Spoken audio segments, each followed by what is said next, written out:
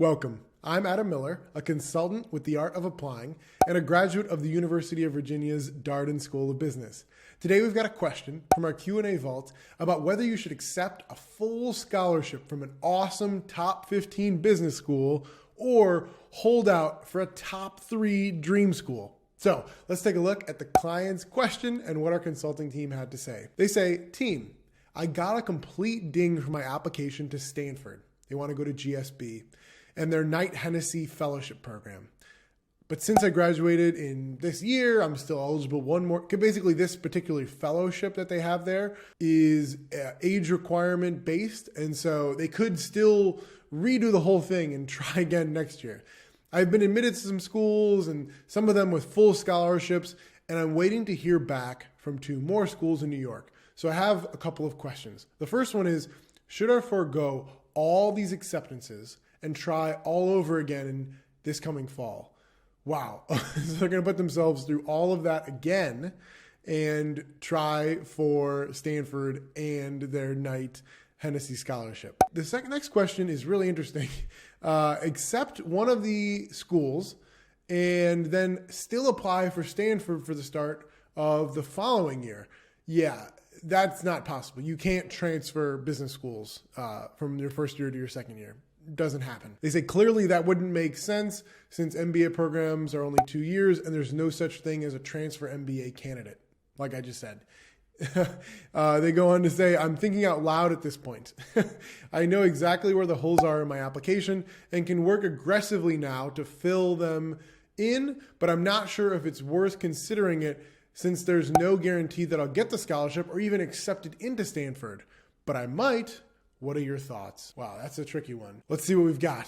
So Kanisha, our founder and CEO, wants some clarity. She says, what are your results for the season so far and which ones are pending?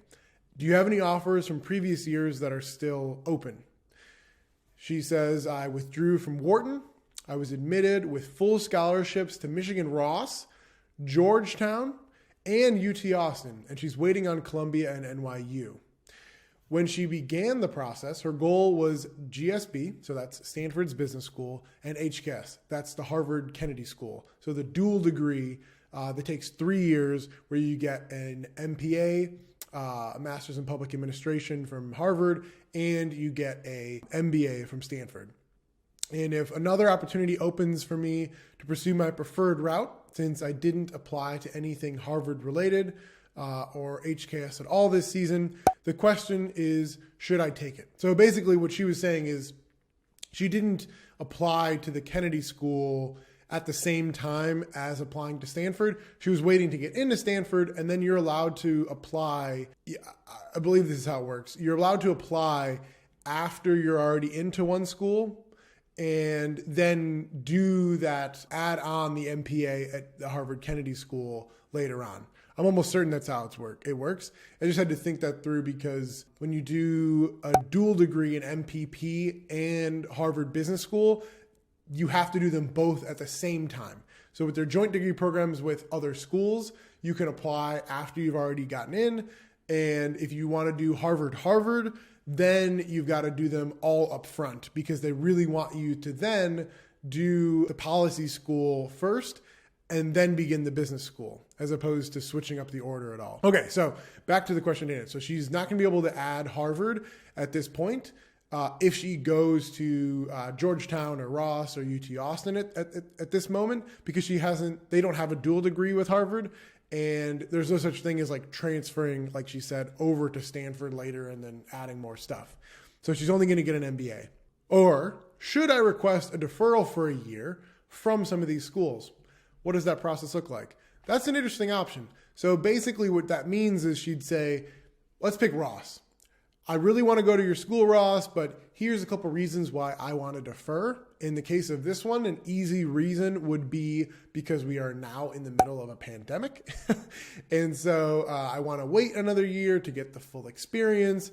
And meanwhile, she's sitting on this offer from an awesome school with a full scholarship, and that allows her to reapply to Stanford and maybe even get into their particular fellowship program, plus bolt on the Harvard Kennedy School MPA. So back to Kanisha, founder and CEO. First of all, a huge congratulations on getting into Ross, Georgetown, and UT Austin with full scholarships. I second all of those. That's no small feat. This is huge news, and I'm very proud of you. We have options for how/when we could talk this through. She gives 5 options. Number 1, you could talk it through with a consultant during our weekly Q&A calls. Number 2 is we could talk it through on the next all-client Q&A call. Those happen every month. Number 3 is I often offer to speak with clients for 10 to 15 minutes about anything they want to discuss after we record their client testimonial interview. We use that for marketing purposes and to just capture all of the learnings. I'd love to capture your story via Zoom. I think audio only and a change of name will be best since you plan to reapply potentially. And we could speak after your client testimonial interview about how that all turns out. So because she's doing all this rigmarole, and especially if she does play this longer game and reapply to Stanford, we'd want to protect her identity a little bit.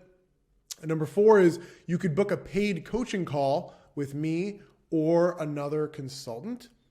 With me, it's more money though, because she's the founder and CEO. And number 5 is we can continue just messaging back and forth about it here. Let me know what you're thinking. So she said that she's going to go with options 1 and 2, which is to just bring it up in some upcoming all client calls, which doesn't cost her anything extra. Those are things we encourage folks to attend anyways when they're part of our accelerator program, which is our full suite, our full package. That way she can get different perspectives, not only from various consultants, but also from other clients. And she'll let us. So the Q&A here actually ends, but I did look up to see what she did. And she did exactly what I think I would do, which is Ross is a fantastic school. And she decided to go ahead and attend and not hold out for a what if for her Stanford dreams and fellowships and Harvard Kennedy School thoughts the following year. She decided, yep, this is going to help me achieve my goals, both in the short term and in the long term. And so, again, that's actually what I would have done as well in this case, but it's a hard call. And especially when you start getting some great news from some top programs and you think, I'm so close and I understand what holes I have. Can I just wait another 12 months or 18 months before I get there?